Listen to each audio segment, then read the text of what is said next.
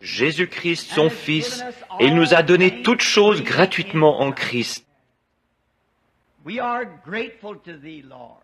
Nous te sommes reconnaissants, Seigneur, des privilèges qui nous sont accordés par ce grand sacrifice suprême de Jésus pour nous au calvaire, lequel nous a réconciliés et ramenés dans la communion et fait retrouver grâce à tes yeux, afin que nous soyons réconfortés en sachant qu'il est écrit « Si vous demeurez en moi et que mes paroles demeurent en vous, demandez ce que vous voudrez et cela vous sera accordé. » Nous t'en sommes reconnaissants et te prions de nous donner la foi pour y croire avec tout ce qui est en nous. Maintenant, Seigneur, laisse-nous mettre de côté tous les labeurs du jour, tous les soucis de cette vie. Chacun de nous, du concierge au pasteur, si ce n'est d'attendre que le Saint-Esprit nous parle, étant prêts à l'écouter respectueusement, afin que nous puissions accomplir quelque chose de bon et que notre rassemblement nous permette de te connaître davantage. Car, Seigneur, c'est bien pour cette raison que nous sommes venus en cette chaude journée. Parle-nous à travers ta parole vivante et laisse la parole vivante habiter en nous et demeurer en nous, qu'ainsi nous soyons façonnés et formés, non pour ressembler au monde, mais que nous soyons transformés par le renouvellement de notre esprit en la forme du Fils de Dieu. Oh, nos cœurs vibrent à la pensée, et la joie inonde nos âmes de savoir que nous pouvons être appelés fils et filles de Dieu.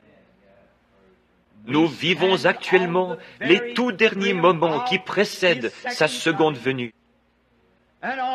Toutes les nations et les royaumes frémissent sous nos pieds. Toutes les choses du monde sont en train de disparaître. Mais nous savons qu'un jour il viendra et nous emmènera dans un royaume qui n'aura jamais de fin et qui ne sera jamais ébranlé. Et pensez que nous sommes maintenant les sujets de ce royaume. Ô Dieu, circoncis notre cœur et nos oreilles aujourd'hui par le Saint-Esprit, à travers le lavage d'eau de la parole, car nous le demandons en son nom et pour sa gloire. Amen.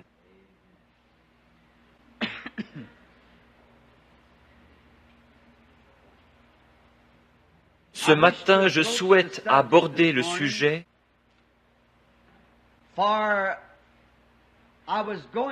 J'aurais parlé de quelque chose d'un peu différent s'il y avait eu un service de guérison, mais nous avons annoncé que les cartes de prière seraient distribuées de 8h à 8h30 ou 9h. Et Billy est venu à la maison il y a quelques minutes et a dit qu'il n'y avait presque personne ici. Il n'a donc pas distribué de cartes de prière. Ainsi, j'ai pensé prendre ce texte pour corriger l'Église. Et j'aimerais parler du sujet suivant, une Église séduite par le monde. Je souhaiterais lire un passage maintenant dans le livre des Juges, au chapitre 16, depuis le verset 10.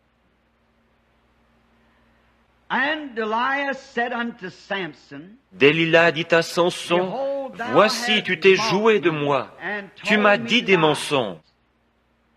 Maintenant, je te prie, indique-moi avec quoi il faut te lier. » Il lui dit, « Si on me liait avec des cordes neuves dont on ne se fût jamais servi, je deviendrais faible et je serais comme un autre homme. » Delilah prit des cordes neuves avec lesquelles elle le lia. Puis elle lui dit, « Les Philistins sont sur toi, Samson. »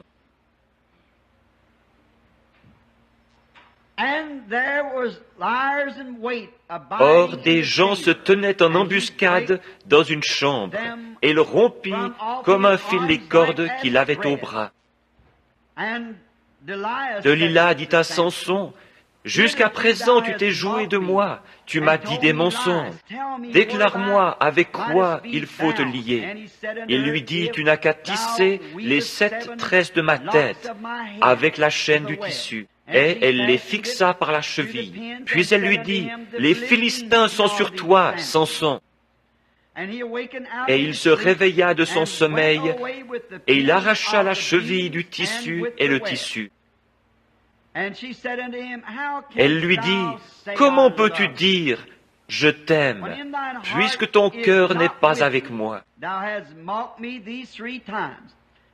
Voilà 3 fois que tu t'es joué de moi, et tu ne m'as pas déclaré d'où vient ta grande force.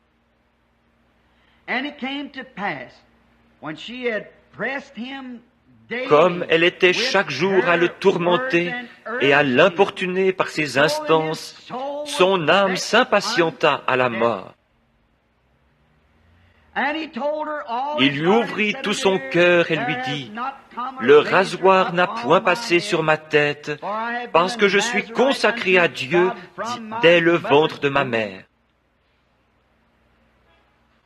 Si j'étais rasé, ma force m'abandonnerait, je deviendrais faible et je serais comme tout autre homme. »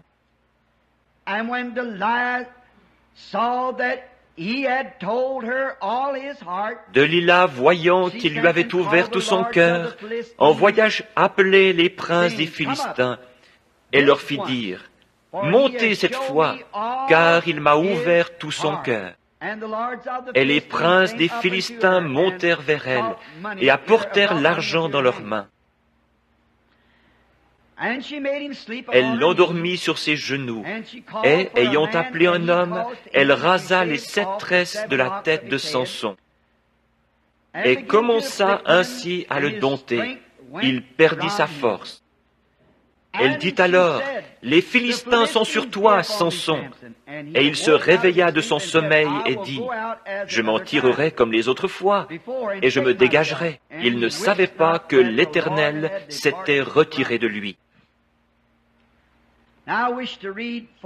Et maintenant, je souhaiterais lire comme texte pour ce sujet quelque chose se trouvant dans le livre de l'Apocalypse, au chapitre 2, du verset 21 au verset 23. Je lui ai donné du temps afin qu'elle se repentît, et elle ne veut pas se repentir de son impudicité. Voici, je vais la jeter sur un lit et envoyer une grande tribulation à ceux qui commettent adultère avec elle, à moins qu'ils ne se repentent de leurs œuvres. Je ferai mourir de mort ses enfants, et toutes les églises connaîtront que je suis celui qui sonde les reins et les cœurs. Et je vous rendrai à chacun selon vos œuvres. Puisse le Seigneur ajouter ses bénédictions à la lecture de sa parole.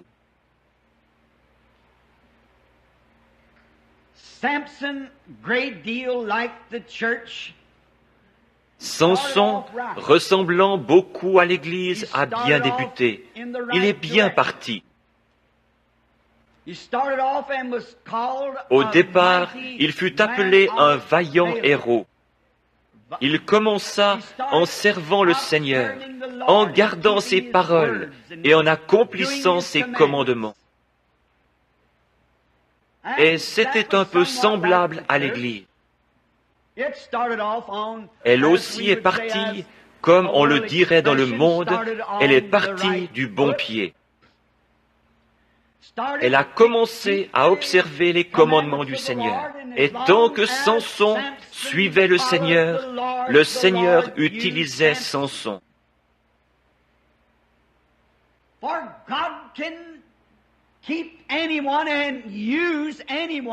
Car Dieu peut garder quiconque et utiliser quiconque le suivra, car c'est l'affaire de Dieu. Mais lorsque nous nous détournons et nous éloignons des choses de Dieu, Dieu ne peut plus nous utiliser. Lorsque fermement nous suivons les commandements de Dieu, lorsque nous restons dans les pages de la Bible et que nous adorons d'après la parole écrite, que nous l'adorons dans l'esprit et dans la vérité de la parole, alors Dieu peut utiliser n'importe quel individu. Mais lorsque l'idée lui vient de se détourner vers quelque chose d'autre, alors Dieu ne peut plus l'utiliser.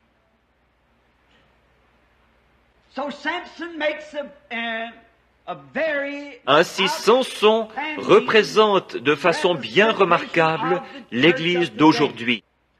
Lorsque l'Église était à ses débuts, Dieu pouvait utiliser l'Église, car l'Église marchait diligemment selon les commandements du Seigneur. Elle observait toutes ses ordonnances et ses lois. Elle mettait en pratique tous ses commandements. Et Dieu était avec l'Église.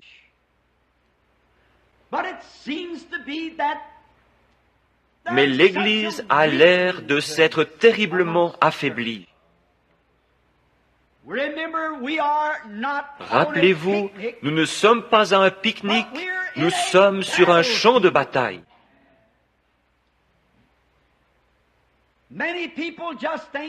Bien des gens pensent qu'une fois devenus chrétiens, ils ont fait tout ce qu'il fallait, qu'alors le problème est réglé pour toujours. Et que, parce qu'ils sont devenus chrétiens, tout ira comme sur des roulettes. Ne vous mettez jamais cela en tête. Car si je suis devenu chrétien, c'est pour combattre le bon combat de la foi. Si je suis devenu chrétien, c'est pour aller au front.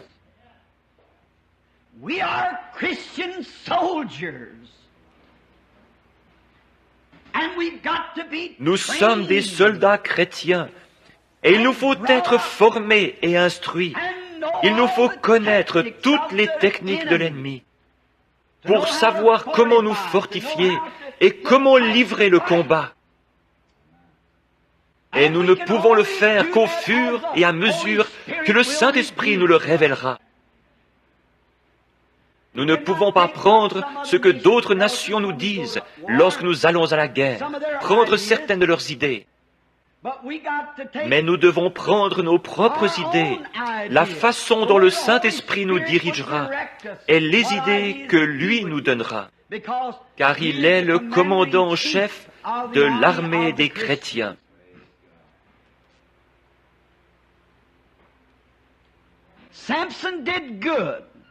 Samson faisait son chemin.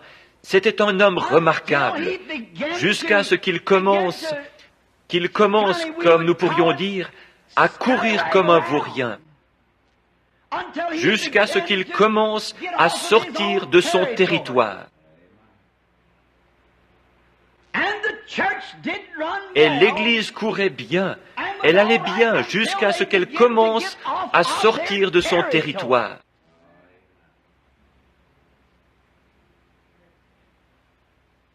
Samson a commencé à flirter. Et il ne flirtait pas avec des jeunes filles israélites, mais il a commencé à flirter avec des jeunes filles des Philistins. Et c'est un peu similaire à ce que l'Église a fait.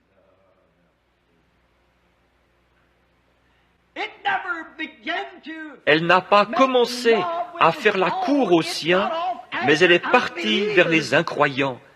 Et elle a commencé à flirter avec les incroyants.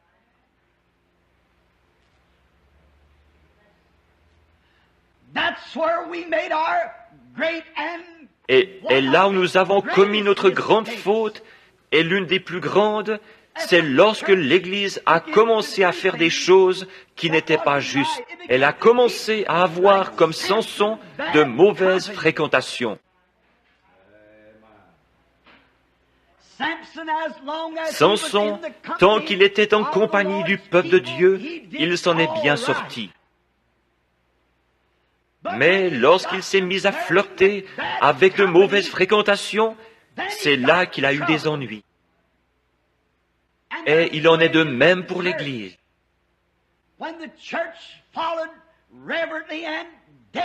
Quand l'Église suivait chaque jour respectueusement la conduite du Saint-Esprit, Dieu les bénissait.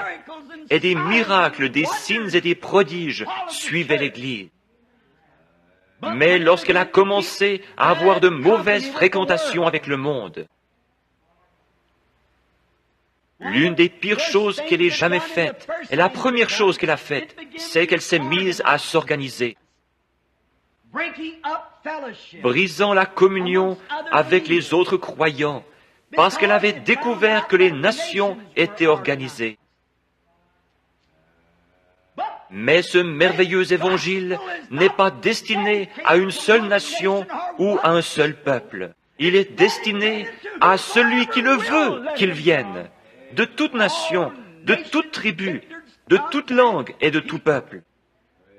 Dieu n'a jamais eu l'intention de nous voir tracer des lignes de démarcation.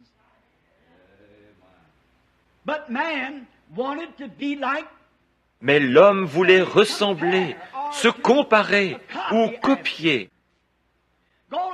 ou suivre ce que le monde faisait, dire les mêmes choses qu'eux, avoir du succès comme eux. Jamais nous n'aurons de succès à faire quoi que ce soit comme le monde. Nous ne pouvons avoir du succès qu'en suivant les lois de Dieu et sa façon de faire. Jamais nous n'y arriverons en nous modelant sur le monde. Si les compagnies de cigarettes ont eu un succès fou à cause de la télévision, et que les groupes qui vendent la bière et le whisky ont fait fureur par l'entremise de la télévision, ce n'est pas un signe que l'Église aura son succès par la télévision. Le succès de l'Église réside dans la prédication de l'Évangile, de la puissance de Dieu et dans la démonstration de l'Esprit. Nous ne pouvons pas affirmer que parce que la télévision a été utile à la compagnie de cigarettes et aux autres compagnies, nous n'avons pas un seul passage de l'Écriture nous disant d'essayer de nous comparer avec ces gens-là. Et tant que nous le ferons, nous attirerons peut-être les gens grand nombre, mais ce n'est pas ce que Dieu nous a ordonné de faire.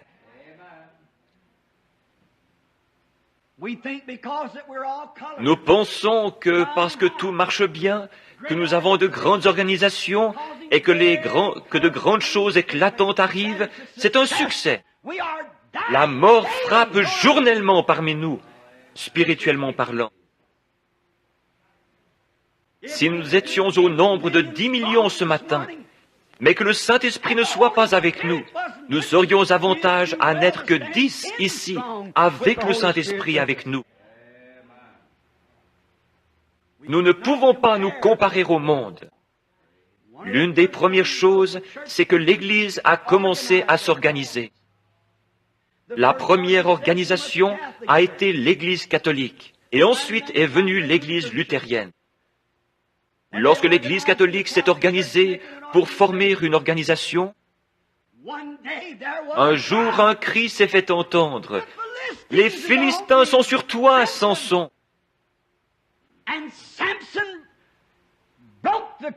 Et Samson a brisé les cordes des liens de l'Église catholique. Alors Martin Luther est sorti avec l'organisation. Ensuite, ils ont lié l'Église avec une autre corde, comme Delilah l'a fait. Et alors, ils ont commencé, plutôt que d'avoir des hommes appelés de Dieu, des hommes appelés par le Saint-Esprit. Peut-être qu'ils ne connaissaient pas leur ABC, mais ils connaissaient Christ. L'Église s'est alors mise à la recherche de l'élégance et à suivre le style des orateurs politiques. Et il leur fallait donner à leurs prédicateurs des diplômes de docteur. Chacun devait être un docteur en théologie. C'était là une autre corde servant à lier l'Église. Les hommes vont étudier. Chaque séminaire essaye de produire un plus grand érudit, afin que leurs églises puissent se vanter. Notre pasteur est docteur en théologie. Et qu'ont-ils fait? L'un essaye de surpasser l'autre en connaissance. eh bien cela ne veut rien dire du tout aux yeux de Dieu. Il est inutile pour un homme d'essayer de se servir de sa connaissance mondaine pour plaire à Dieu. C'est une abomination aux yeux de Dieu. Jamais vous ne plairez à Dieu avec des ambitions mondaines et une connaissance selon le monde, parce que c'est inimitié contre Dieu, dit l'Écriture. Il ne peut pas faire cela. Et chacun essaye d'avoir toute la connaissance. Ils savent exactement ce qu'il faut faire et quelles paroles prononcer. Et cela devient simplement un discours politique au lieu d'un message puissant et démontré par le Saint-Esprit qui pénètre dans le cœur de l'homme et dévoile le péché. Ils sont formés pour des discours politiques et nous n'avons pas besoin de cela. La parole ne nous est pas venue seulement, ou plutôt l'Évangile en parole seulement, mais à travers la puissance et la manifestation du Saint-Esprit. C'est ainsi que l'Évangile a été annoncé, par la démonstration de la puissance du Saint-Esprit. Mais tous ces hommes partent au séminaire et ils y reçoivent une grande instruction. Ils apprennent comment se tenir devant les gens, comment se présenter, comment s'habiller et comment agir. Ils apprennent à ne jamais faire d'erreur grammaticale. Maintenant, tout cela est de mise pour un discours politique. Mais nous ne recherchons pas les paroles enchanteresses des hommes. Paul a dit, l'évangile que je prêche n'est pas venu comme cela. Il est venu par le renouvellement du Saint-Esprit et par des démonstrations de puissance. Cela ne vient pas par un discours bien énoncé, afin que votre sagesse soit, ou plutôt que votre confiance soit dans la sagesse des hommes. Mais cela est venu à travers la démonstration de la puissance du Christ ressuscité.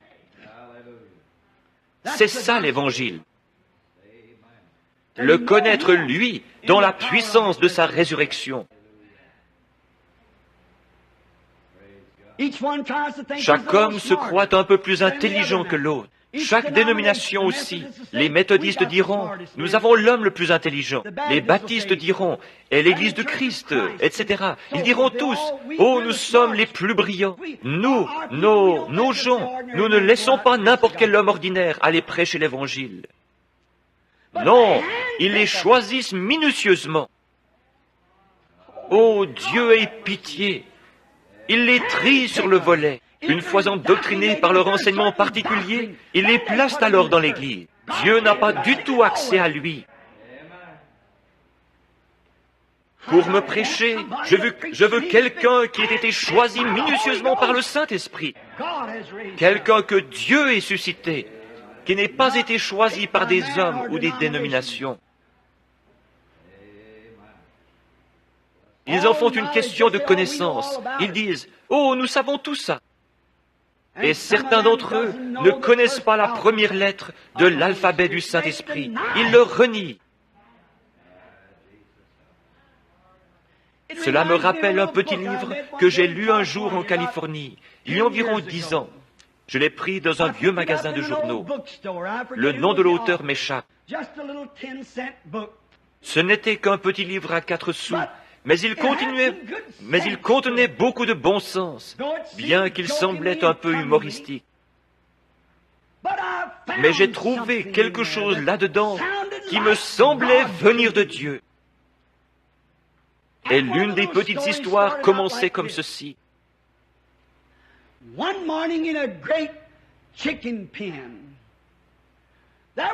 Un matin, dans un grand poulailler, il y avait un certain petit coq qui pensait posséder toute la connaissance qu'on pouvait bien avoir.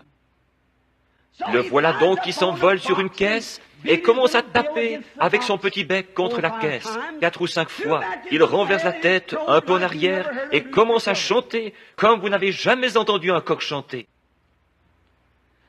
Il attire ainsi l'attention des autres et dit alors, « Mesdames et messieurs de ce poulailler, J'aimerais vous parler à tous ce matin d'un formidable programme éducatif que nous venons d'élaborer. Il m'a fallu beaucoup d'études et de connaissances, ajoute-t-il en ajustant ses petites lunettes sur son bec. Et j'en suis venu à la conclusion que nous, poulets, nous pourrions améliorer notre condition par davantage de connaissances. Laissez-moi donc vous dire ceci. Si nous creusons, si nous travaillons dans un certain enclos, dans un trou précis, nous y trouverons une certaine vitamine qui nous fera chanter mieux et avoir un plus beau plumage. Et oh, je peux vous dire comment nous pouvons améliorer notre condition de bien des façons différentes. Et ces jeunes poulettes, avec leurs petites crêtes rouges, gloussaient et disaient, « N'est-il pas un chéri ?» En s'extasiant devant lui. Oh, c'est un coq si brillant! Cela me rappelle certains de ces prédicateurs de séminaire. C'est un homme si brillant. Rien ne nous oblige à rester là avec le reste des poulets. Nous devrions tous le suivre. Eh bien, avant même que le petit bonhomme puisse terminer son discours, un autre petit poulet, dont le plumage n'était pas aussi éclatant, arrive en trombe de l'autre côté de la basse-cour et dit, « Un instant, les amis, je viens d'écouter le dernier bulletin d'information à la radio. Le prix des poulets a augmenté de 4 cents la livre.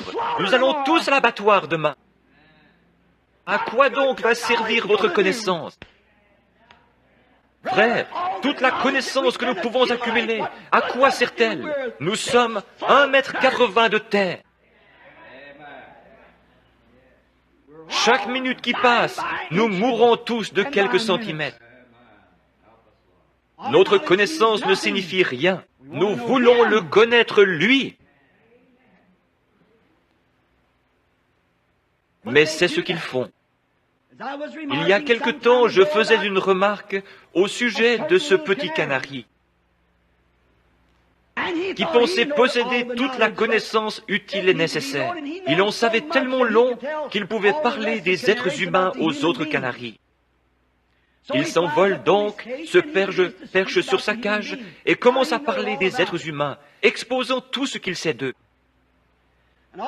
Et tout à coup, un professeur de Purdue s'avance et commence à lui dire quelques paroles très raffinées. Et le petit oiseau se met à sourciller et à tourner la tête. Oh, il avait des yeux, il pouvait voir le professeur. Il avait des oreilles, il pouvait l'entendre. Mais bien sûr, il ne savait pas de quoi il parlait. Pourquoi? Il a une cervelle de canari. Il n'est qu'une tête de linotte. C'est tout ce qu'il a. Il n'a pas un cerveau d'humain. Il ne peut donc pas penser comme les êtres humains. Et un être humain ne peut pas non plus penser comme Dieu.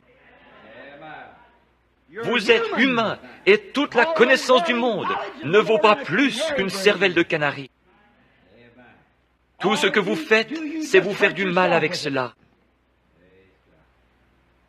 Il vous faut la pensée de Christ.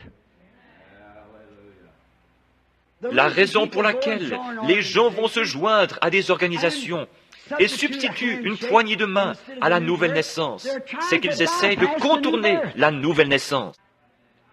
Ils ne veulent pas de la nouvelle naissance. Et ils savent que nous enseignons cela dans la Bible. Ils veulent donc y substituer quelque chose. Chez les pentecôtistes, ce n'est pas mieux. Ils essayent aussi de substituer quelque chose. Ils veulent que cela ait de la classe. Il faut que cela se fasse avec de la classe. Nous allons nous serrer la main et nous joindre à l'Église. Et nous serons aspergés ou baptisés ou quelque chose ainsi. Ils ont peur de la nouvelle naissance. J'ai parfois l'impression que le Branham Tabernacle commence à en avoir peur. Or, nous savons tous qu'une naissance, peu importe où elle a lieu, n'importe où, c'est un gâchis. Qu'un bébé naisse dans un tas de foin, sur un plancher dur, ou dans une chambre d'hôpital décorée en rose, c'est un gâchis de toute manière. La naissance d'un veau, n'importe quelle naissance, c'est un gâchis. Et la nouvelle naissance n'est rien moins qu'un gâchis. Seulement les gens sont si empesés. Nous irons là-bas où ils serrent la main. Nous irons là où ils ne braillent pas, ne pleurent pas, ne tapent pas sur l'autel et ne crient pas. Vous voulez être trop humain. Ce dont nous avons besoin, c'est une naissance, cette mort qui produit la vie. Une semence, une vieille pomme de terre, une semence de pomme de terre, prenez cette pomme de terre et mettez-la dans le sol, avant que vous puissiez avoir de nouvelles pommes de terre. Cette vieille pomme de terre doit pourrir. Un grain de blé ne peut pas produire une nouvelle vie tant qu'il n'a pas pourri. Et un homme ou une femme ne peuvent jamais avoir de nouvelle naissance tant que leur intellectualisme et leur moi n'ont pas pourri, ne sont pas morts. Mourez à l'autel, criez, devenez un gâchis, jusqu'à ce que l'amidon sorte de votre col et que vous naissiez de nouveau par l'Esprit de Dieu. Peu m'importe si vous criez à tue-tête, parlez en langue, sautillez, faites des bonds comme un poulet auquel on a coupé la tête. Vous êtes en train de produire une nouvelle vie. Mais nous y avons substitué quelque chose. Nous voulons la façon distinguée. C'est vrai. L'autre jour, c'était vendredi, mon épouse et moi sommes allés au magasin. Je ne veux pas toujours revenir là-dessus. Mais alors que nous descendions la rue, je ne faisais que tourner la tête d'un côté et de l'autre, voyant des femmes nues.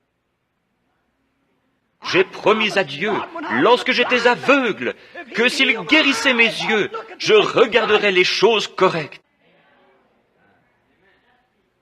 Je garde une petite croix suspendue dans ma voiture. Lorsque je vois de telles choses, je regarde la croix et je dis, « Oh Dieu, voilà mon refuge !»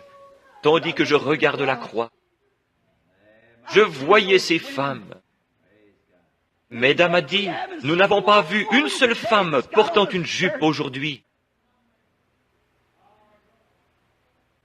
Et elle m'a dit, Bill, regarde cette femme-là, avec ses petites bretelles autour du haut de son corps. Tu ne vas pas me faire croire que cette femme ne sait pas que c'est mal. Si elle ne sait pas que c'est mal, alors elle a perdu l'esprit. J'ai dit, minute, chérie, c'est une Américaine. Elle fait ce que font les Américains. J'ai dit, je me trouvais en Finlande, il n'y a pas longtemps, ma chérie. Et je contestais quelque chose là-bas, auprès d'un homme qui m'a remis en place, le docteur Manninen. Et nous nous rendions à ces bains pour la santé, qu'on appelle sauna. Ils vous font entrer, puis ils versent de l'eau chaude sur des pierres brûlantes. Oh, et cela vous fait transpirer. Ensuite, ils vous font sauter dans de l'eau glacée et en ressortir. On vous conduit ensuite dans une pièce où là, des infirmières, des femmes, frictionnent les hommes, et ceux-ci sont nus, et les renvoient ensuite dans la piscine. Je refusais d'y entrer. J'ai dit, Docteur Manninen, c'est mal. Il a dit, bon, d'accord, révérend Branham, c'est mal. Mais alors qu'en est-il de vos médecins américains qui déshabilleront une femme complètement et la feront s'étendre sur une table pour examiner chacun de ses organes sexuels?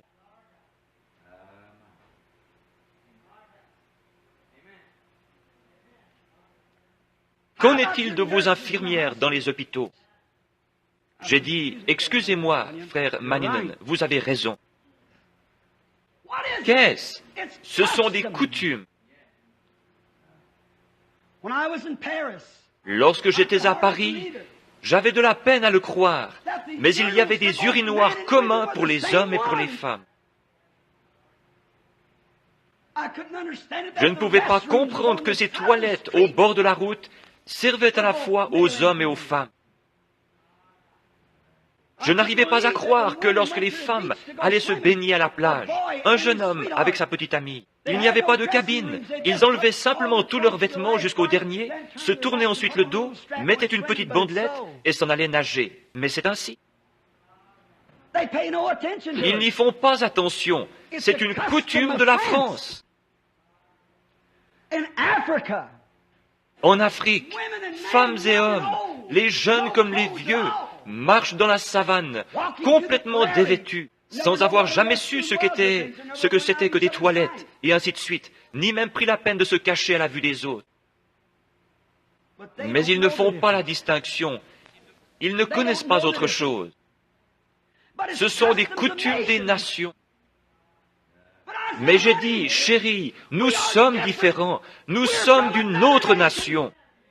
Nous sommes des pèlerins et des étrangers ici. Voilà pourquoi ces choses nous paraissent si fausses. Car la Bible dit que ceux qui professent de telles choses montrent qu'ils sont pèlerins et étrangers et qu'ils cherchent une cité qui est à venir.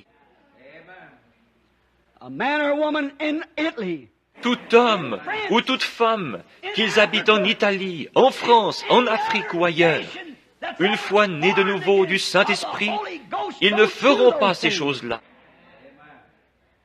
Ils ne porteront pas ces vêtements-là.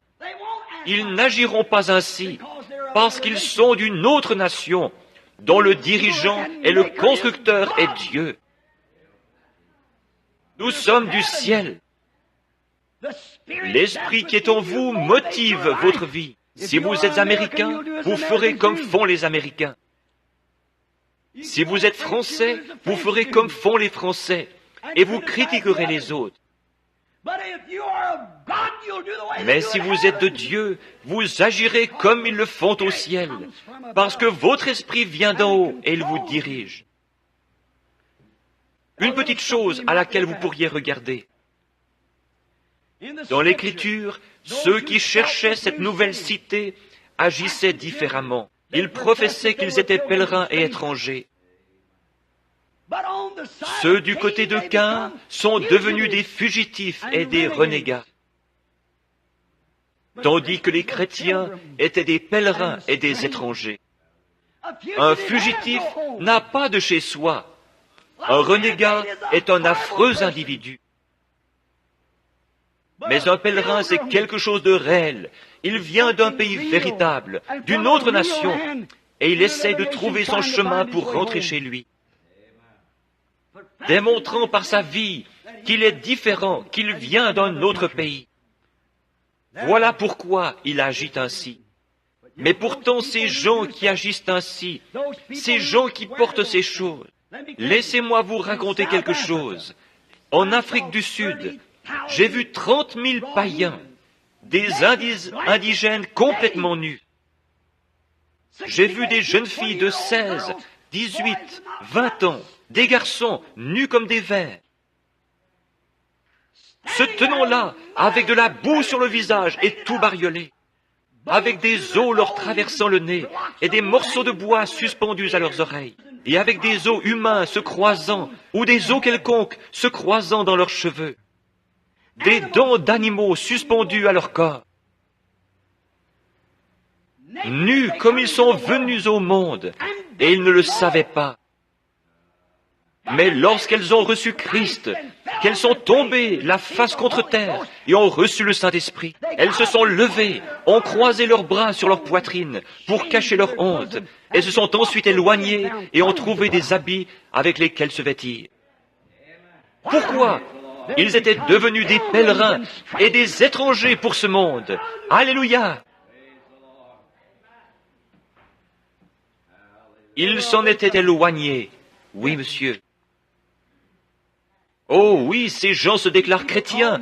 Ils appartiennent à des églises. Ils s'en vont disant, nous sommes méthodistes, nous sommes baptistes, nous sommes pentecôtistes, nous sommes adventistes du 7e jour, nous sommes ceci ou cela. Cela n'a rien à voir. Votre esprit, la vie qui est en vous, c'est ce qui motive et révèle ce que vous êtes. Jésus a dit, c'est à leurs fruits que vous les reconnaîtrez. L'Église est devenue comme Israël l'était au commencement. Ils ont vu que toutes les nations païennes avaient un roi, mais Dieu était leur roi. Ils ont vu que les nations païennes avaient un roi. Ils ont donc voulu faire comme les nations païennes, et ils se sont achetés un roi. Et en faisant cela, ils se sont attirés des ennuis. Petit à petit, il a commencé à entrer. Petit à petit, le monde a commencé à s'infiltrer en eux. Finalement, cela a abouti en Akab. Un roi s'en approchant un petit peu plus, encore un petit peu plus, et finalement, cela a fait sortir la vie qui était en eux. Ils ont continué ainsi, et lorsque le vrai roi est venu, ils ne l'ont pas reconnu. Et c'est ce que l'Église a fait. Elle a adopté, c'est ça, elle a adopté la politique, l'éducation. Elle a adopté les organisations, la société, les grosses églises, des prédicateurs au style pompeux. Et lorsque le vrai roi vient, ils ne le reconnaissent pas. Ils sont en train de crucifier le Saint-Esprit, celui-là même qui est le roi. Ils ne le reconnaissent pas, mais ils rient de lui et se moquent de lui.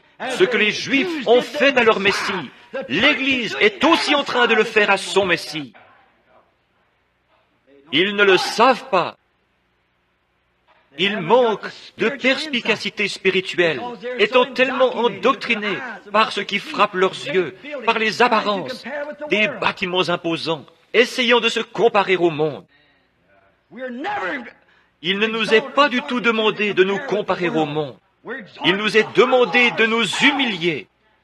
Et une personne équivaut à la majorité en Dieu. Et aujourd'hui, dans le monde, parmi les évangélistes qui parlent de la guérison divine, il y a une telle rivalité, une telle concurrence. L'un dira, « Oh, Dieu soit béni, j'ai eu tant de milliers, j'ai eu une plus grande réunion que vous. » Qu'est-ce que cela peut faire? Que nous en ayons 1 ou 1 million, qu'est-ce que ça peut bien faire? Sommes-nous fidèles à Dieu? Sommes-nous fidèles à sa parole?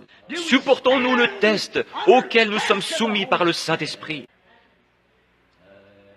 Est-ce vrai? Voilà l'essentiel. Mais nous faisons des compromis avec la Bible. Beaucoup de nos pentecôtistes font des compromis quant aux doctrines fondamentales de cette Bible. Mon but n'est pas de vous blesser, seulement je suis dans ma propre église. Et j'estime que je peux faire ce que dans mon église parce que je prêche l'évangile. Mais il y a des dizaines de milliers de prédicateurs pentecôtistes qui savent qu'il n'existe pas dans la Bible une chose telle que le baptême au nom du Père, Fils et Saint-Esprit. Je lance un défi à l'archevêque ou à quiconque de me montrer où une seule personne a déjà été baptisée dans le nom de Père, Fils et Saint-Esprit. Mais ils font des compromis parce que leurs organisations en ont fait. Il n'y a pas une seule personne dans le Nouveau Testament, et pendant les 300 ans qui ont suivi, d'après l'histoire, qui ait été baptisée autrement que dans le nom de Jésus-Christ. Qu'est-ce? L'organisation. C'est ce qui a fait cela, faisant des compromis. Et aujourd'hui, ils ont arrêté de témoigner dans les rues. Ils ont retiré le tambourin de l'Église. Ils ont enlevé toute la gloire de l'Église. Et ils ont de la prédication de séminaire, la prédication d'un petit coq, très raffiné dans la société. Et leurs femmes qui portent des shorts et des robes dans lesquelles elles sont moulées. Et les hommes qui fument la cigarette, jouent à l'argent et font des plaisanteries grossières. C'est une honte aux yeux de Dieu. Je sais que c'est violent, mais il est temps que quelqu'un dise quelque chose. Faisant des compromis, cédant, agissant comme le monde. Peu m'importe si je dois rester seul, sans plus personne si ce n'est Dieu, je prêcherai la vérité de la Bible de Dieu et prendrai position pour elle. Quitte à mourir, je prendrai position pour la vérité. Certainement, nous voulons la vérité. Je ne me mesurerai pas d'après l'Église, mais c'est d'après la parole de Dieu que je veux me mesurer. Mais Delilah, l'avez-vous remarqué? Elle savait que Samson possédait une puissance. Cependant, elle ne savait pas d'où lui venait cette puissance. Elle ne pouvait pas dire ce qu'était cette puissance. Mais Samson possédait une grande puissance. Elle voulait en découvrir le secret. Et Delilah s'est mise à faire la cour à Samson, cherchant sans cesse à le séduire par sa beauté.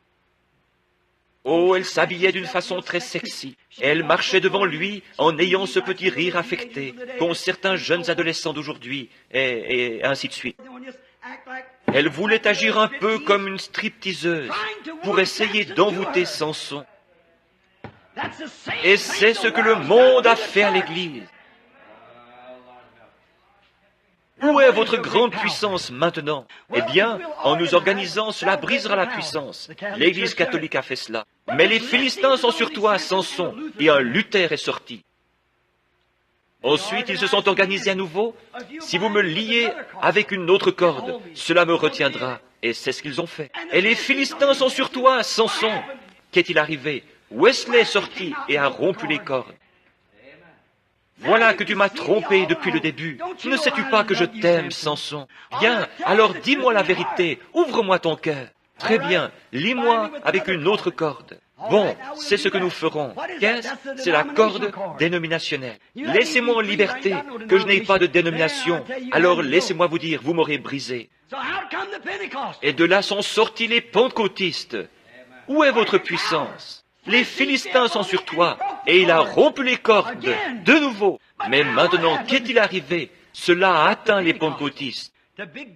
Ils ont des docteurs en théologie comme pasteurs, de grands hommes. Ils ont autant d'instructions et de rituels que les méthodistes, les baptistes et tous les autres. Lorsque vous allez dans une église, vous ne pouvez pas entendre un seul amen. Ils sont aussi froids qu'un tas d'Esquimaux venant directement du pôle Nord. Froid, indifférent. Et maintenant, les Philistins sont sur toi, Samson. Les Philistins sont sur toi, Amérique. Où est cette unité d'esprit? Où est l'unité de la Pentecôte? Les assemblées de Dieu et l'Église unie, et l'Église de Dieu et celle-ci et celle-là, chacune avec un isme différent, celle-ci avec ceci et celle-là avec cela. Nous sommes si désunis qu'on peut aller dans une ville pour y tenir des réunions de réveil, et si elles sont placées sous le patronage d'une des églises, les autres n'y assisteront même pas. Les communistes sont sur toi, Amérique. Où est notre puissance? Où est notre gloire? Qu'y a-t-il? C'est que nous avons recherché la sagesse des hommes plutôt que la sagesse de Dieu. Oh, nos prédicateurs sont devenus si raides, si empesés. Ils nous ont organisés si bien que nous sommes empesés et endurcis, au point que les gens qu'on n'entend plus personne pousser un cri de joie dans l'église. On n'entend jamais personne pleurer. Le banc des pénitents a été descendu au sous-sol. Il n'y a plus de gloire dans l'église. Tout ce que nous faisons, c'est rester assis aussi raide que possible. Nous ne sommes pas libres, nous sommes liés. Le diable, avec ses démons modernistes, a lié l'Église du Dieu vivant. C'est vrai. Il n'y a plus de puissance dans l'Église. Il n'y a plus de liberté. Les gens sont tellement empesés, tellement raides. Oh, que Dieu peut venir au milieu des pentecôtistes et prouver qu'il est Dieu et montrer les signes de sa résurrection, et cela ne les secoue même pas. Gloire! Mais c'est une honte!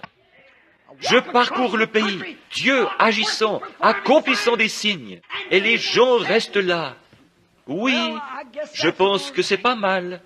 Oh, je sais que c'est possible. Cela ne les remue pas. Pourquoi? Ils sont liés par Delilah, le monde, ils sont enchaînés.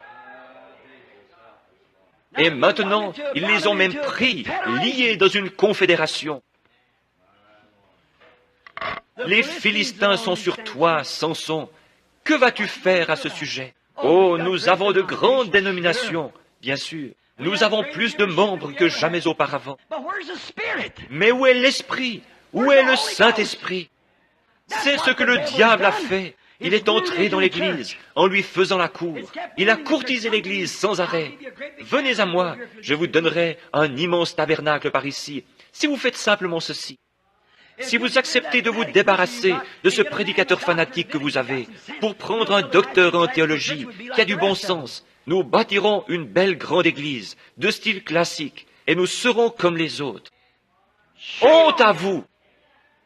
Je préférerais avoir un homme qui n'arrive pas à faire la différence entre des grains de café et des grains de haricots, mais qui soit rempli du Saint-Esprit et par la puissance de Dieu ne fasse pas de compromis. Mais c'est devenu tellement empesé que si un brave saint arrive à se frayer un passage jusqu'à Dieu au cours de la réunion et se met à parler en langue ou à jubiler un peu à haute voix ou à faire quelque chose, les autres vont tendre le cou pour regarder. Qu'est-ce que c'était? Je me demande bien. Oh, c'est sûrement un fanatique qui est entré tout à coup.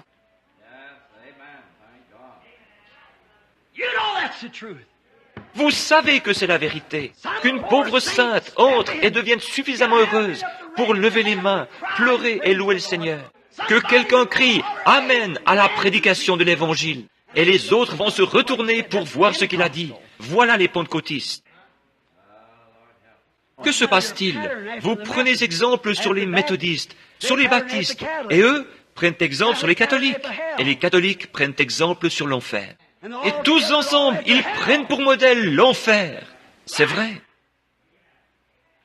Delilah, enjôleuse, vous a fait adopter de grandes églises, des prédicateurs bien instruits, une meilleure classe de gens. Oh, vous savez, un tel est millionnaire. Si seulement nous pouvions l'amener à faire partie de notre congrégation. Oh là là, s'il n'est pas né de nouveau, il ne mérite pas d'être là. Peu m'importe qu'il ait $1 million, qu'il possède 40 Cadillacs, tout ce qu'il peut posséder, il doit naître de nouveau, venir à la nouvelle naissance, être régénéré par le Saint-Esprit. Et ensuite, il doit sortir de là, né de nouveau, la morve-au-nez, excusez-moi, pleurant et criant, et se conduisant comme les autres, pour ensuite vivre une vie qui prouvera qu'il l'a reçue. Amen. C'est ce qu'il vous faut. Samson, les Philistins sont sur toi, les communistes sont sur toi, le monde est sur toi, le diable est sur toi. Ils s'en retournent après avoir vu l'Esprit de Dieu accomplir des miracles et faire des choses témoignant de sa résurrection, comme Jésus l'a promis, et disent « Oh, vous savez, je pense que Frère Branham a beaucoup de télépathie mentale. Mon pasteur a dit que c'était du diable. » Vous, pauvres infidèles, hypocrites pleins d'illusions, aux manières toutes raffinées, vous loups en vêtements de brebis. Jésus a dit, si vous m'aviez connu, vous auriez connu mon jour. Mais vous avez un groupe de Saül qui essaie de vous rendre comme le reste du monde. Nous voulons un groupe d'hommes de Dieu qui ne font pas de compromis avec la parole, mais qui prêchent la vérité et qui s'appuient entièrement sur le baptême du Saint-Esprit. Mais qu'est-ce que le monde a fait? Il vous a enlevé toute votre puissance. Vous êtes nés naziréens, vous de la Pentecôte, mais il n'y a pas de doute, le monde vous a enlevé votre puissance. Et maintenant, c'est tout aussi empesé que les autres. Qu'allons-nous faire? Que va-t-il arriver? Il y a une chose glorieuse à laquelle je puis penser pour terminer ce texte. Pendant que Samson était lié, nous ne pouvons pas avoir de réveil. Écoutez notre loyal frère Billy Graham, un réveil en notre temps. Écoutez crier Oral Roberts, un réveil en notre temps. Écoutez les autres, un réveil en notre temps. Comment pouvons-nous avoir un réveil alors que nous sommes liés? Nous avons lié le Saint-Esprit avec nos organisations et nos traditions, et nous ne pouvons pas avoir de réveil du Saint-Esprit. Amen. Je sais que c'est brûlant, comme le temps, mais c'est la vérité. Comment pouvons-nous avoir un réveil du Saint-Esprit alors que vous êtes si liés et si empesés? Une forme de piété, c'est ce que la Bible a dit qu'ils auraient. Une forme de piété, mais reniant ceux qui ont fait la force. La force de quoi? La force de l'organisation? La force du monde? La force de l'Église? La force du Saint-Esprit, c'est le secret de l'Église. Et lorsque l'Église adopte des prédicateurs instruits et de grands bâtiments et ses parures, au lieu du Saint-Esprit à l'ancienne mode, il ferait mieux de retourner dans le petit local de réunion. Amen, c'est vrai. Comment pouvez-vous avoir un réveil du Saint-Esprit alors que les gens l'étouffent, le lient et en ont peur? Voilà le fond du problème. Les Philistins sont sur toi. Mais la seule espérance bénie que nous possédons, c'est que, pendant que Samson était en prison, première chose qu'ils ont faite, lorsqu'ils l'ont attrapé, ils l'ont d'abord lié. Ils ont enlevé sa puissance. Ils ont trouvé son secret. Ils ont trouvé votre secret. Le monde a découvert votre secret. Maintenant, vous, femmes, vous coupez tous vos cheveux, et cela est comme le monde. Et vous, hommes, vous commencez à agir tous comme le monde. On se permet de faire des plaisanteries grossières, d'aller fumer quelques cigarettes, et de sortir avec les épouses des voisins, et tout le reste comme cela, et de boire un petit verre avec les autres, afin de garder son emploi. Je préférerais rester couché à plat ventre, et manger du pain sec, et boire de l'eau plate, et rester propre et pur devant Dieu, plutôt que de faire des compromis pour avoir un quelconque travail. C'est vrai, c'est juste, restez fidèle à Dieu. Samson, les Philistins sont sur toi. Branham Tabernacle, la mondanité est en train de s'introduire parmi vous. Qu'avez-vous fait? Avez-vous exposé votre secret? Avez-vous exposé ce secret que Dieu vous a donné lorsque vous rouliez là dans la sciure il y a quelques années? L'avez-vous laissé vous échapper et être remplacé par une adoration sociale et cérémonieuse? Que vous est-il arrivé? Dieu peut descendre, accomplir un miracle, traverser tout l'auditoire, disant aux gens les secrets de leur cœur et tout, et guérir les malades et les affligés, et accomplir des signes et des prodiges, et prêcher sa parole avec force par le Saint-Esprit, et les gens diront, eh bien, c'est pas si mal. Nous aimons bien entendre ça de temps en temps, si nous ne sommes pas trop fatigués. Ça, c'est le Branham Tabernacle. Les Philistins sont sur toi. Dire que dans le passé, lorsque la parole était prêchée, les vieux saints, les larmes aux yeux, se levaient et se mettaient à marcher en sanglotant. Peut-être sans dire un seul mot, mais ils allaient, venaient simplement, 2 ou 3 fois, puis se rasseyaient. Ils étaient tellement remplis du Saint-Esprit, la parole les nourrissait. L'homme ne vivra pas de pain seulement, mais de chaque parole qui sort de la bouche de Dieu.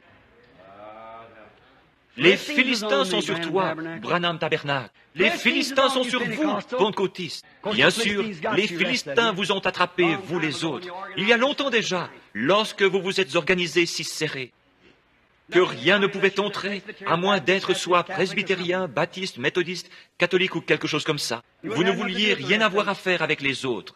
Ainsi, en réveillant notre temps, comment pouvons-nous l'avoir, alors que celui qui normalement donne le réveil est lié par le monde? Dieu n'entrera pas là où se trouve le monde, vous pouvez en être sûr. Si vous fréquentez le monde, alors c'est terminé. Lorsque vous laissez le monde s'infiltrer et que vous vous mettez à agir comme le monde, alors vous êtes fini. Mais lorsque vous couperez tous les liens, toutes les chaînes du monde, et que vous viendrez à Dieu, alors Dieu vous utilisera jusqu'à ce que vous vous remettiez à flirter. Mon seul espoir ce matin, pour terminer mon message, le voici. Pendant que Samson était lié, une nouvelle chevelure a poussé. Ô Dieu, envoie-nous une autre église, juste avant la fin des temps. Une église telle que la puissance du Saint-Esprit puisse la pénétrer dans la démonstration de l'Esprit et que Marc 16 puisse accompagner l'église. Qu'Acte 2:4, Acte 2:38, que tout cela accompagne constamment l'Église. Les signes et les prodiges accompagnaient les apôtres. De grands signes de sa résurrection les accompagnaient. Pendant que nous sommes en prison, assurément, Dieu est en train de faire pousser une chevelure quelque part, en vue de la dernière grande mise à mort. Puisses-tu être celui-là, toi, ami chrétien, qui es ici ce matin. Puisses-tu être celui dont la force commence à augmenter. Je prie que ce message ce matin est là-bas dans le pays où il parviendra.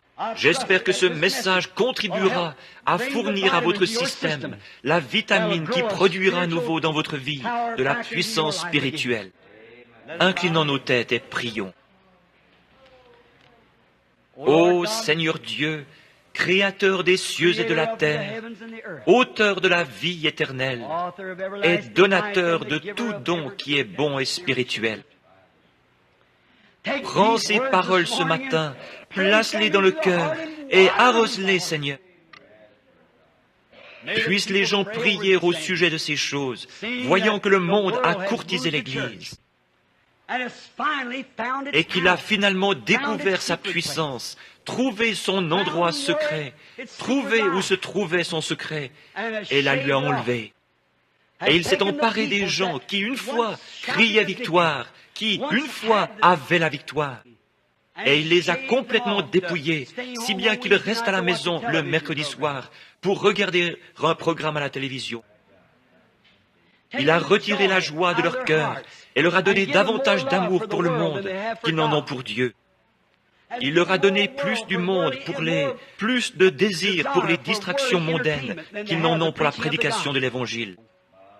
S'il n'y a pas un grand orchestre et beaucoup d'amusement, d'excitation et de distraction, ils ne veulent plus du vieil Évangile, qui amène des larmes de joie à l'âme, qui ramène la guérison divine, qui redonne les dons apostoliques à l'Église, qui fait intervenir le Christ ressuscité, le Messie de ce jour-ci.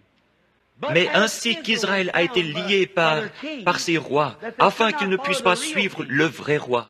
Le vrai roi, lorsqu'il est venu, ils ne l'ont pas reconnu. Ainsi en est-il aujourd'hui, ô Seigneur. Le roi de gloire est apparu sous la forme du Saint-Esprit. Et, Seigneur, ils ne le savent pas, ils ne le reconnaissent pas. Ils sont organisés si serrés qu'ils n'y comprennent rien, parce que ça ne se passe pas au sein de leur organisation. Seigneur, c'est une œuvre du diable qui a fait cela aux gens.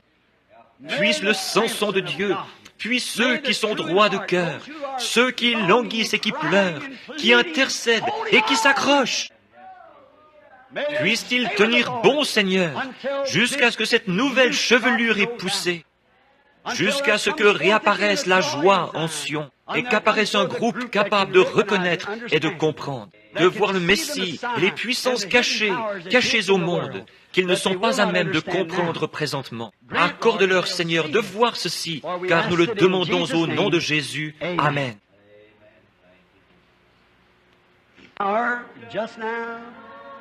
Oh Lord, send the power just now and baptize everyone. They were in the upper chamber. They were all with one accord. When the Holy Ghost descended, that was promised by our Lord. Oh, Lord, send your power just now. Oh, Lord, send your power just now. Oh, Lord, send the power just now and baptize everyone.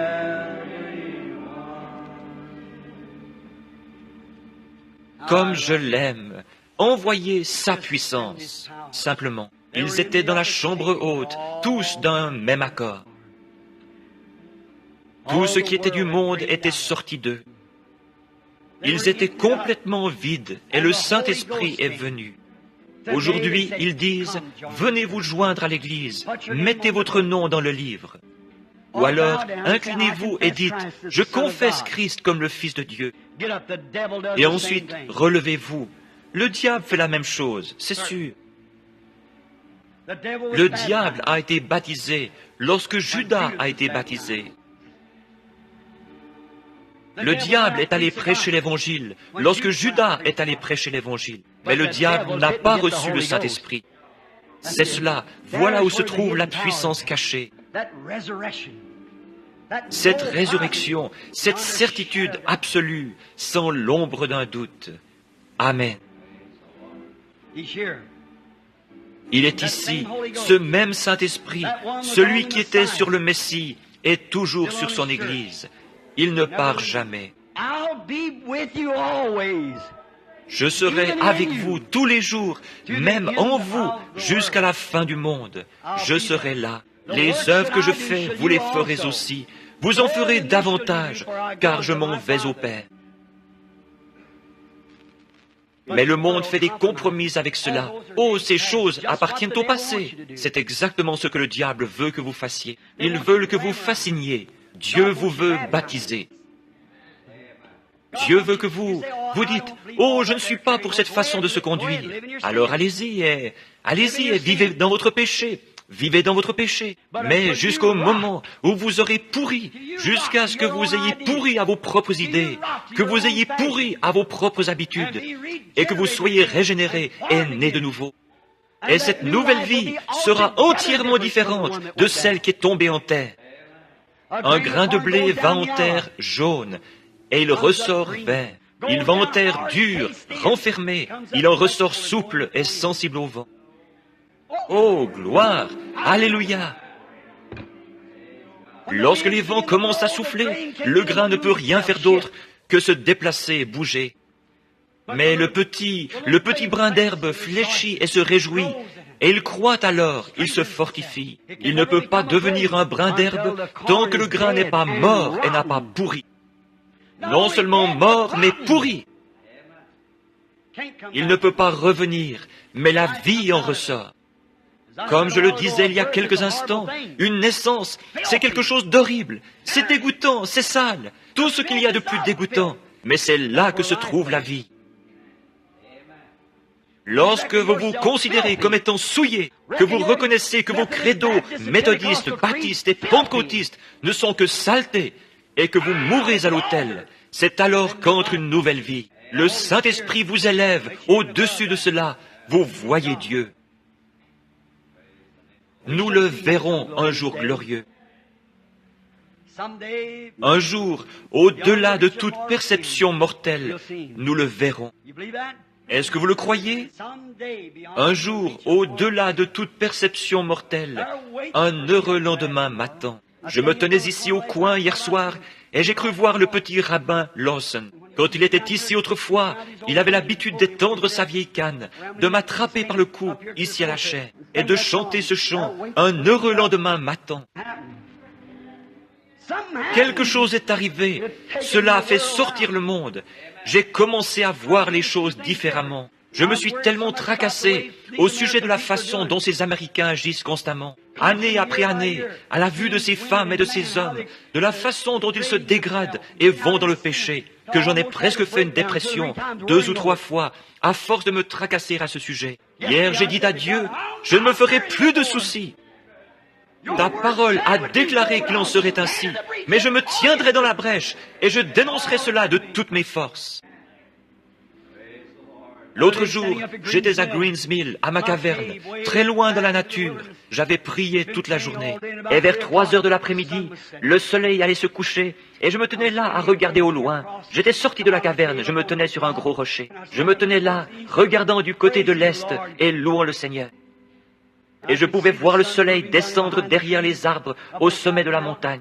Comme je regardais de l'autre côté du canyon, en direction des autres, il y avait beaucoup de feuillage, et tout était aussi calme que possible. Et j'ai dit, Seigneur, un jour, tu as caché Moïse dans le creux du rocher, et tu as passé près de lui, parce qu'il était épuisé. Mais tu as passé, et il a dit que cela ressemblait au dos d'un homme. J'ai dit, cache-moi dans le creux du rocher, Seigneur. À peu près à ce moment-là, à côté de moi, est venu un petit vent qui se déplaçait à travers les buissons. Il s'est déplacé comme cela, et est venu tout près de moi, un petit vent qui se déplaçait, et il est reparti à travers les bois. Je me suis tenu là.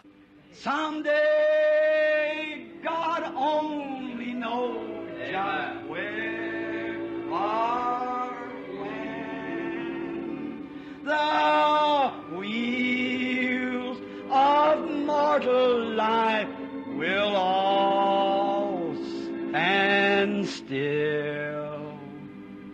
Then I shall go to dwell on Zion hill. Someday, beyond the reach of mortal kin, someday,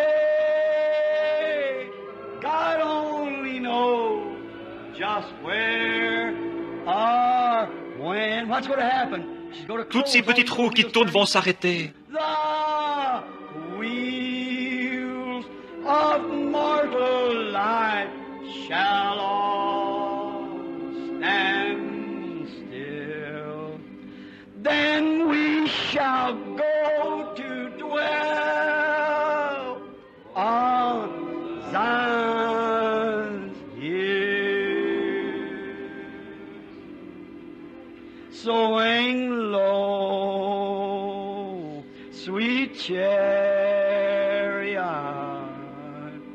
coming for to carry me home.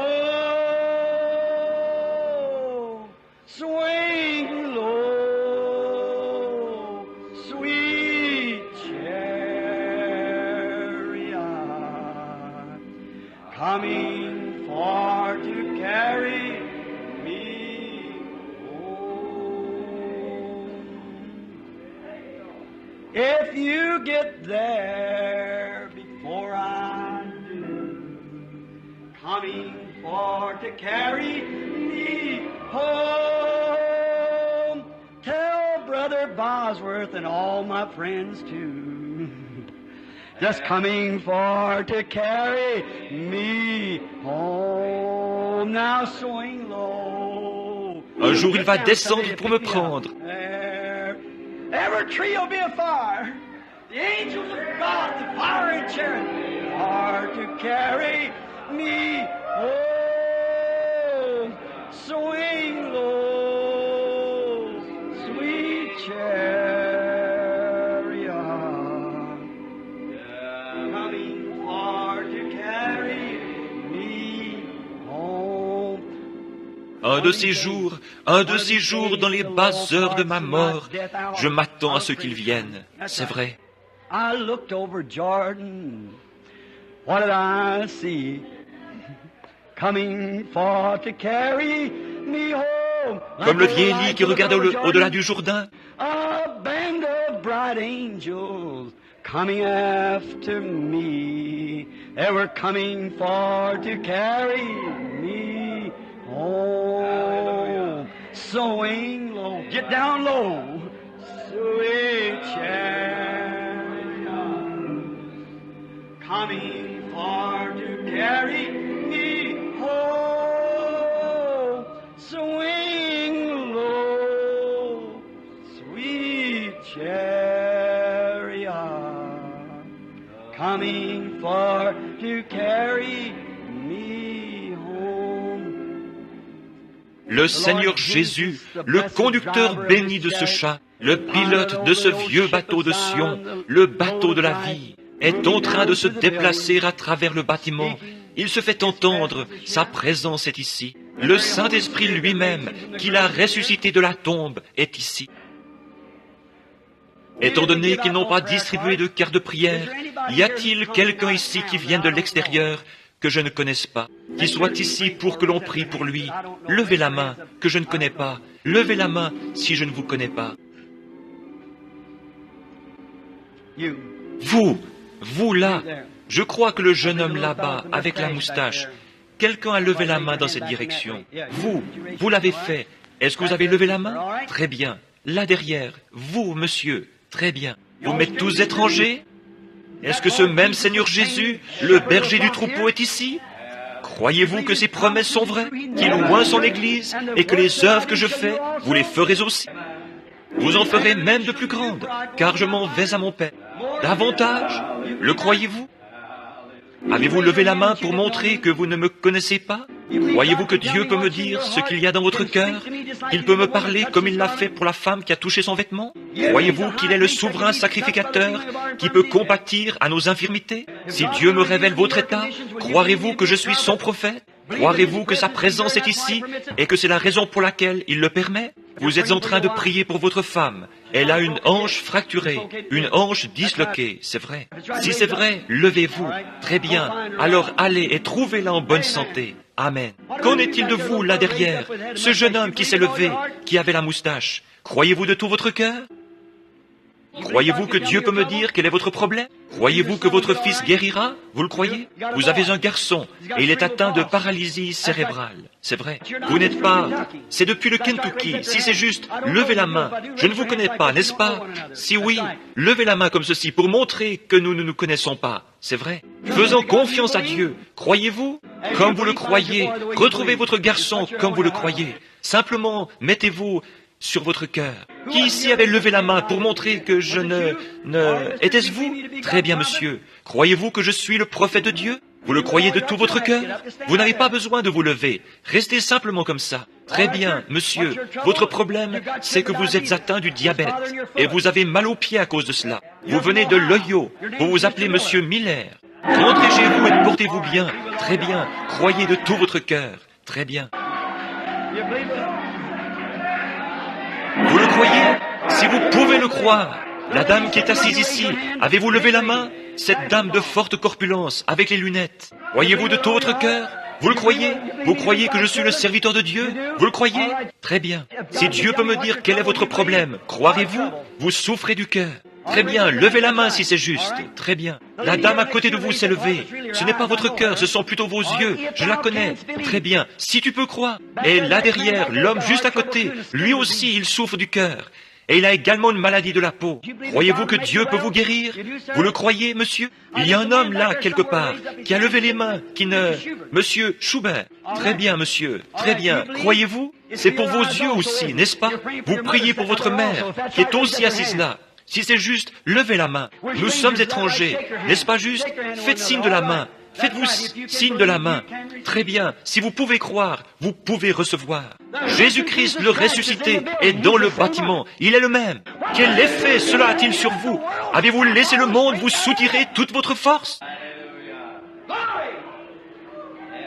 Gloire! Je veux une nouvelle naissance. Je veux une nouvelle vie. Peu m'importe de quelle façon cela vient.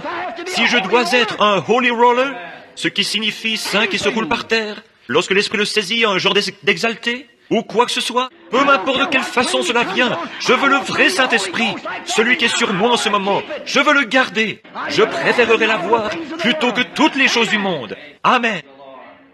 Croyez-vous qu'il est ici? Alors imposez-vous les mains les uns aux autres.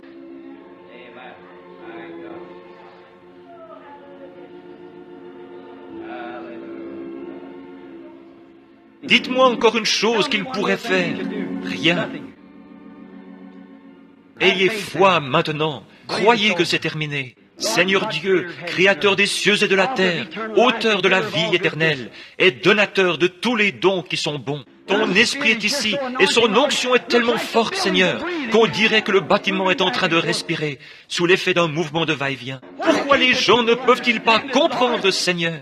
Ont-ils tellement fréquenté le monde? Sont-ils devenus tellement froids, cérémonieux et empesés, qu'ils ne peuvent plus te reconnaître? Seigneur Dieu, puisse cette puissance frapper chacun, et que chaque personne malade soit guérie, chaque pécheur sauvé, et que Dieu en reçoive la gloire. Par Jésus-Christ, le Fils de Dieu, je le demande. Amen. Le croyez-vous? Levez les mains. Acceptez-vous votre guérison? Que Dieu vous bénisse. Maintenant, allez et trouvez-le exactement comme vous l'avez cru. Ce sera ainsi. Je vois des visions qui apparaissent sur d'autres. C'est vrai. Je dois revenir ce soir. Si vous ne croyez pas maintenant, vous ne croirez jamais. C'est vrai. Jésus l'a fait une seule fois, et ils ont dit, « Tu es ». Nous savons que lorsque le Messie viendra, il nous dira ceci. Elle a dit, « Je sais que le Messie fera cela, mais qui es-tu » Il a dit, « Je le suis ». Elle a ensuite couru à la ville et a dit, « Venez voir un homme qui savait ce que j'étais et ce que j'ai fait. N'est-ce pas le Messie ?» Il a dit, « Ces choses réapparaîtront dans les derniers jours. L'Église prêchera la vérité, elle se tiendra sur la parole. Elle mettra en pratique tous les commandements de Dieu.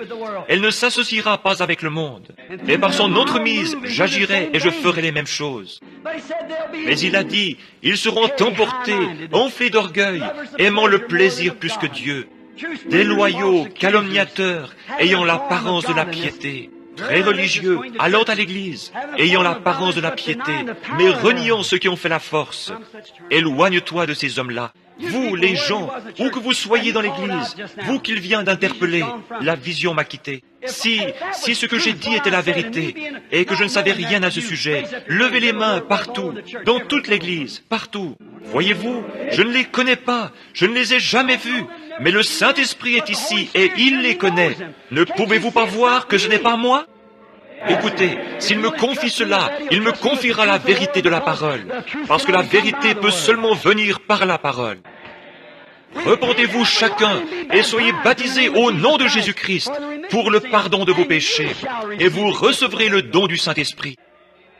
car la promesse est pour vous, pour vos enfants, et pour tous ceux qui sont au loin, en aussi grand nombre que le Seigneur notre Dieu les appellera. Le croyez-vous?